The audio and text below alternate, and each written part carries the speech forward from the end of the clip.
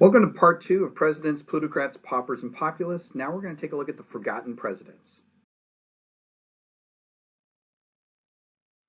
Now, if you remember from the previous lecture series on the New South, I talked about the election of 1876 and the fact that the two men selected, Governor Rutherford B. Hayes from Ohio and Governor Samuel J. Tilden from New York, had both been selected by their respective parties because they were seen as honest men. Well, after going through the Grant administration and their scandals, I think this all should make sense now. But it begins a series of 5 presidents, which we often refer to as the forgotten presidents, because the laissez-faire attitude of this time period is so strong, it's really difficult sometimes to see what these presidents did when they were in office. So, here they are.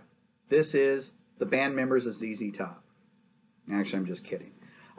These are the 5 forgotten presidents, right? And I often challenge my students in class to see which ones of them they can name, and you'd be amazed that very first picture you see came up, how many times I have the students completely just baffled who even that guy is, and then I go back to the previous slide where it has his picture and his name.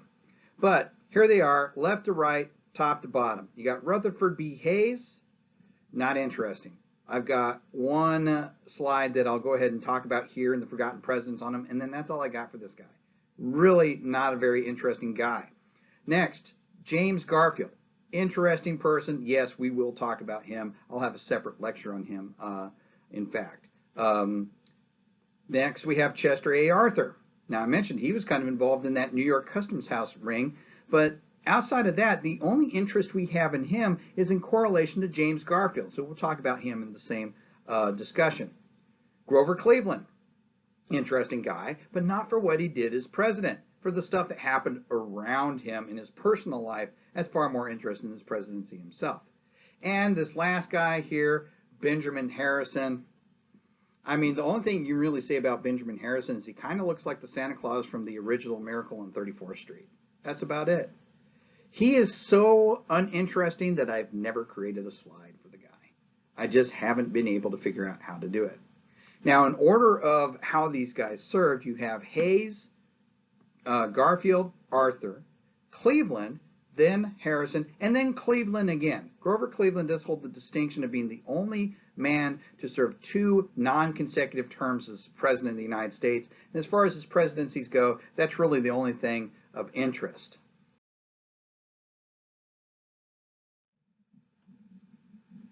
So let's get Rutherford B. Hayes out of the way at least. I mean, aside from that controversial election, which we've already discussed, there's not really a whole lot to say about him. He was born in Ohio in 1822. He fought in the Civil War and was wounded in the Civil War, and he rose to the rank of Brevet Major General. He served 1 term in the House of Representatives and 3 as governor of the state of Ohio before finally becoming president. And Hayes claimed anyways that he would appoint men of merit and that he was against the spoils system. But most of the people in his administration got their position through that spoils system, right? He didn't really hold up to that promise. Hayes had also pledged that he would protect the rights of African Americans in the South.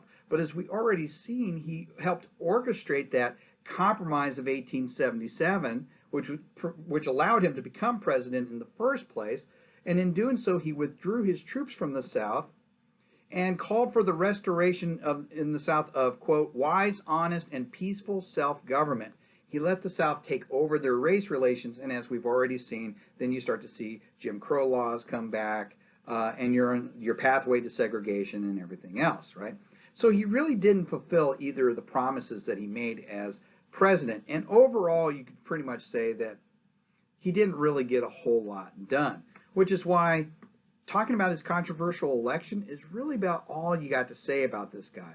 At least this next president we're going to talk about, James Garfield, is far more interesting.